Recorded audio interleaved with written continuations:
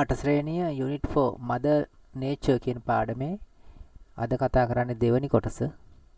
දෙවෙනි කොටසේ තියෙනවා අපිට read the text and fill in the blanks with suitable words. සුදුසු වචන දාලා පුරවන්න අපිට වාක්‍ය පහක් දීලා තියෙනවා.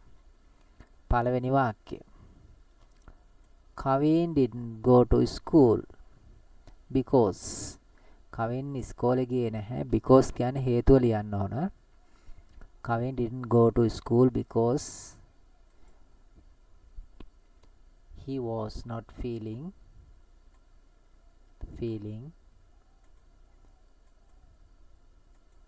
well. Because he was not feeling well. සනීප දැනුන් නැති නිසා අසනීපයෙන් හිටි නිසා. දෙවැනි ප්‍රශ්නය. They are going on a trip to. ඒගොල්ලෝ යනවා trip එකක් tomorrow හෙට. trip එකක් යනවා to Kandy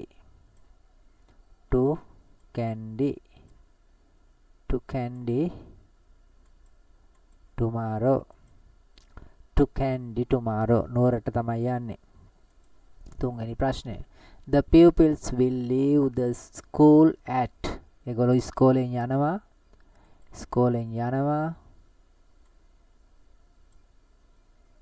at 5:30 in the morning. 5:30 in the morning. උදේ 5:30ට. ඊළඟට එනවා හතරවෙනි ප්‍රශ්නයට අපි. The teachers asked them to bring. teachers ලා ගුරුවරු කිව්වා ඒගොල්ලන්ට ගේන්න කියලා. only breakfast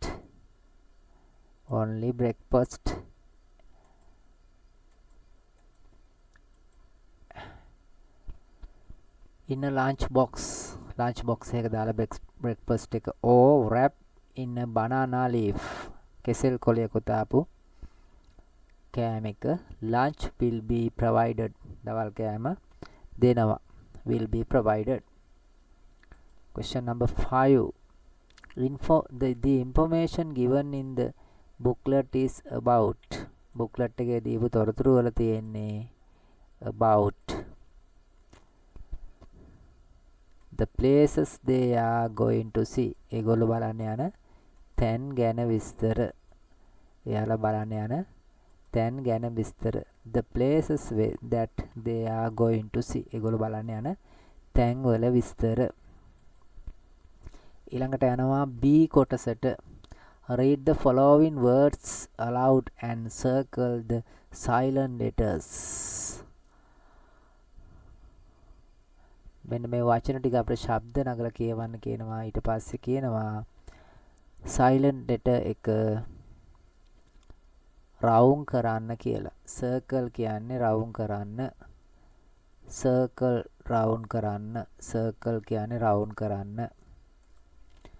silent letter කියලා කියන්නේ ශබ්දය ඇහෙන්නේ නැති අකුර. රවුම් කරන්න කියලා අපිට කියනවා. පළවෙනි වචනය half කියනකොට මෙන්න මේ මැද තියෙන L අකුර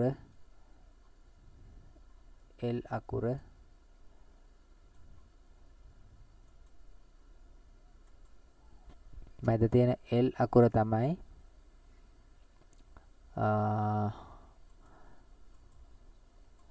ශබ්ද වෙන්නේ නැත්තේ. මැද තියෙන L අකුර.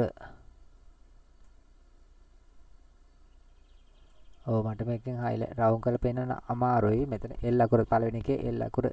දෙවෙනි එක අව කියන්නේ පැය. එහෙනම් මේකේ තියෙන H අකුර ශබ්ද වෙන්නේ. silent අකුර. rap කියන්නේ ඔතනවා W අකුර. write කියන්නේ ලියනවා. එහෙනම් මෙතන W අකුර ශබ්ද වෙන්නේ නැහැ. පස්වෙනි එකේ no කියද්දී K අකුර. මේ තමයි silent අකුරු. පළවෙනි එකේ L අකුර, දෙවෙනි එකේ H අකුර, තුන්වෙනි එකේ W අකුර, හතරවෙනි එකේ W අකුර, පස්වෙනි එකේ K අකුර. C කොටසෙන් කියනවා find out හොයාගන්න more words with silent letters from the dictionary and read them aloud. dictionary එකකින් මේ වගේ silent letter තියෙන අකුරු හොයා ගන්න කියලායි කියන්නේ.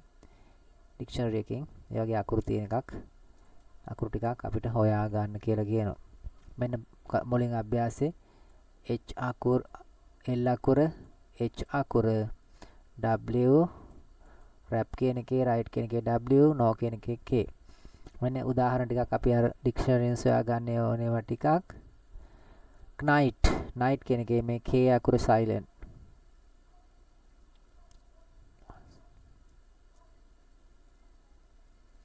ඊළඟට aisle කියන එකේ S එක silent. sign කියන එකේ G අකුර silent.